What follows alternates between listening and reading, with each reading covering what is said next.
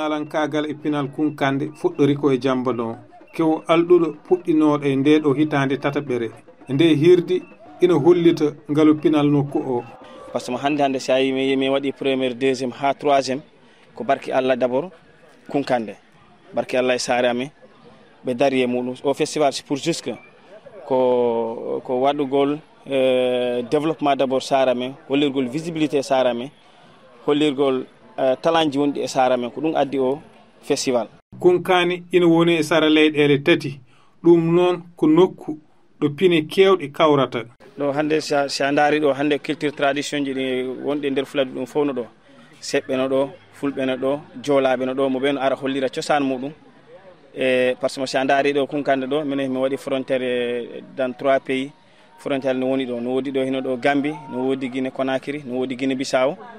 voilà ɗum ɗo si oɗo festival hitande kala yonti mo ɓe adda e hollira culture muɗum addira hollira hoore muɗum jambadon o udditirɗo kuulol ngol hande ina jeeya e pinal fuladu hayso tawi noon ummori ko e pinal mandinka en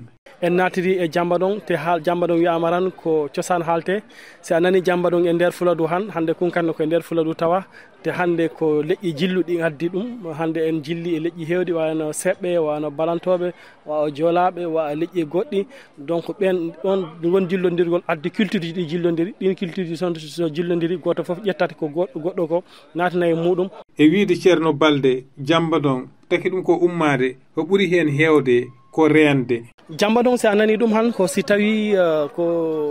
yimɓe i naata koyan wiyete kasak jolfo mbiyatam kasak walla soɓe jalta ko waɗa soɓe jalta la plupart ko ɗo hen watte ɓe kaɓɓa kankuran c'est quelque chose de symbolique koko watta art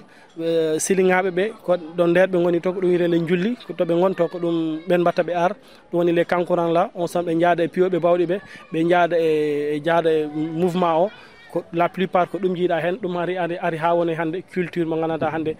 en dehors de siniŋaɓe he ɗum ɗon woni cosaan hande kala mbaɗoɗo ko il faut gadda bawɗi gadda kankuran pour mbawa yaltide yimɓeɓe c'est quelque chose de culturel et puis c'est symbolique golle kewɗe mbaɗama e ngol ɗo kuulol ngol jofnori ko hirde nde nalankoɓe nokku o kama e woɗɓe ummoriɓe nokkuji certuɗi e nder fuladu